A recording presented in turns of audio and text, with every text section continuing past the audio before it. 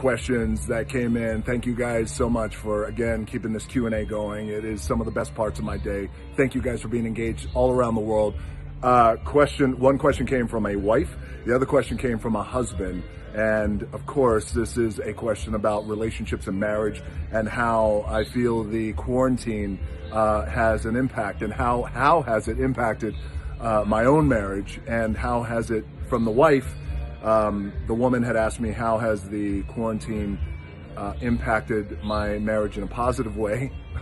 And of course, from the dude, he said, Rock, I got married the same time as you guys did last August. How do I keep this shit going? This quarantine is killing me. I need help. 10 exclamation points. Well, Dr. Johnson is here to help you, since I have my degree in experience, certainly not my doctorate. But so here's the thing that I can share with you, again, just through my own experiences. I have found that the quarantine has had a very positive effect on my relationship and my marriage. Certainly my relationship with my daughters, who are 2. Tia just turned 2 today, April 17th. And of course my other daughter, Jasmine, because we're here in the house every single day. But it's also had a really positive effect on my relationship with my wife. And you know, we get snippy with each other. We argue. I mean, I gotta be honest with you, you know, when this thing first started, the first 2 weeks of quarantine for me, I was really wobbly at times, and I was trying to get my shit together and try and understand it, because I was just also trying to think 10 steps ahead. What does the future look like? What is the new normal gonna look like when I go back? Work, school, my household, you know, so there's a lot of shit that we're all thinking about. Husbands, wives, you name it. We're all thinking about this. So it's a lot of pressure. And I have found that with my wife, you know, so the first couple of weeks I was a little wobbly, and I found myself consistently apologizing to Lauren about every other day. Hey, I'm sorry. This is not my best week. This is not my best week. This is not my best day. Thank you for being patient with me. So we get snippy with each other, but I have also seen that through our snippiness and through, you know, our arguments that may just happen just like that, go from 0 to 10 very quickly, we also really make sure that we still try to stay aware as a husband and wife. And this goes for husband and wife, boyfriend, girlfriend, best friends, whoever you're locked down with. We try to understand that, you know, this is still an incredible, even though things are quiet and the pace has really slowed down for all of us around the world, it's still an incredible amount of pressure, because we just don't know, and it's the fear of the unknown, and how that can impact a relationship, how that can impact mental wellness. So we try to go easy on each other.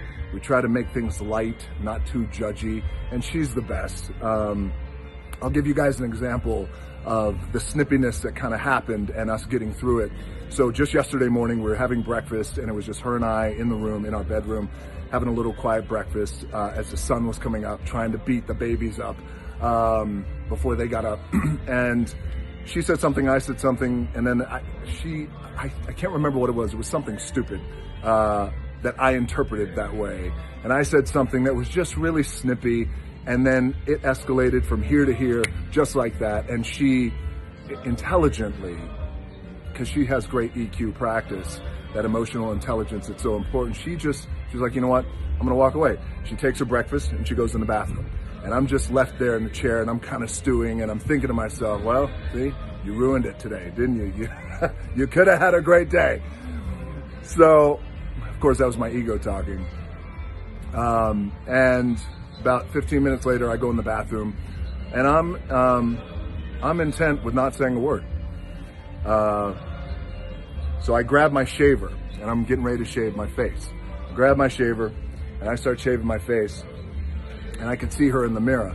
And the moment I start shaving my face, she's eating, and she goes, oh, by the way, I used that shaver to shave the dog's balls last night. Now, but wait, I didn't crack, right? I still stayed in it. I no-sold it. I'm just shaving. I said, is that right? She goes, yeah. She takes another bite of her breakfast, and I said, well, that's funny, because I had the dog shit in your breakfast this morning. We laughed so fucking hard. And excuse my language, by the way, there's young kids who are watching this. We laughed so hard. And immediately it just broke that tension, that just silly tension. We got right back into, oh my God, what are we even arguing about? It was nothing. It was so stupid. We're getting through this thing. We're getting through the quarantine. Come on, we could do this, and we're better than this. And, you know, she came up to me, she gave me a big hug, and she goes, hey, look, she goes, I'm sorry. We just went through that silly shit.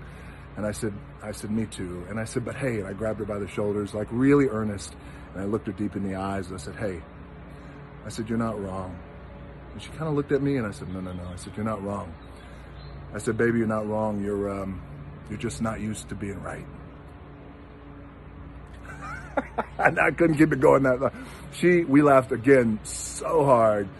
And so the point of this is to let you guys know that we're going through the dumb shit too, you know, and we try to make sure that it doesn't get too heavy. The arguments don't get too heavy or sludgy in this thing. And, you know, I talk to all my boys too, or we have our, you know, our daily and sometimes our weekly calls about how everybody's going through it. We take a mental inventory check. Lauren and I take a mental inventory check. I say, how you getting through? How you feeling? You hanging on all right? You know, and again, it's good to check in with your partners too, or your boyfriend, girlfriend, whoever it is.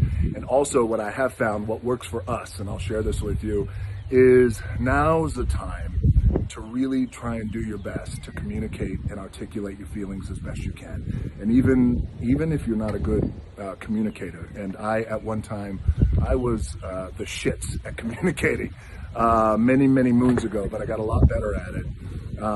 Because there's real power and value in communicating, especially being really direct with your feelings. Now's the time to do that. If you need to walk away, if you need to take a walk alone, if you need some alone time, some music time, meditate time, if you need to get a little physical outside, do your, you know, whatever exercises you're able to do outside, I would recommend that you do that, because, you know, nobody's a mind reader, and especially during this time, it's really important to do that. So we went through that yesterday, and then last night we poured ourselves a couple of glasses of Terramana. We had a nice little toast of gratitude, and then we started practicing making babies again. You're welcome.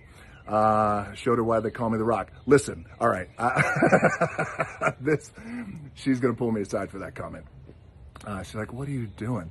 All right, this is almost 8 minutes of your life you're never gonna get back. Thank you for your questions. I love these Q&As. They're some of the best parts of my day.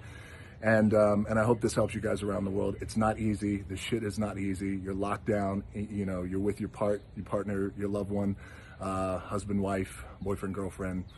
And I get it. It's not easy, but we're gonna we're gonna get through this on the other side. And hopefully, my marriage and your marriage and all your relationships are gonna be better on the other side of this thing. All right. Most importantly, stay healthy and stay safe. And